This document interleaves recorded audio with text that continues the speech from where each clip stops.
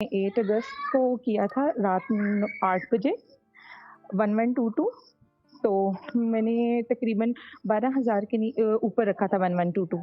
तो मुझे इन 2 आवर्स के अंदर-अंदर मेरे हस्बैंड ने 70,000 दिए, अब बेचारा 70,000। हस्बैंड रखा इन्होंने नुकसान उसका।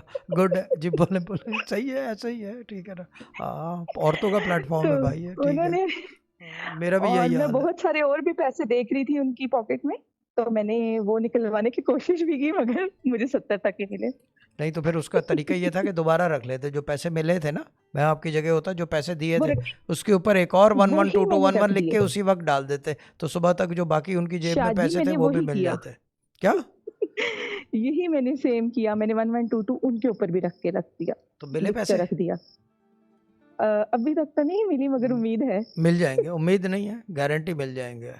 लेकिन आपने मेरे ख्याल से इंशाल्लाह, उसी इंशाल्लाह। वक्त नहीं लिखा था।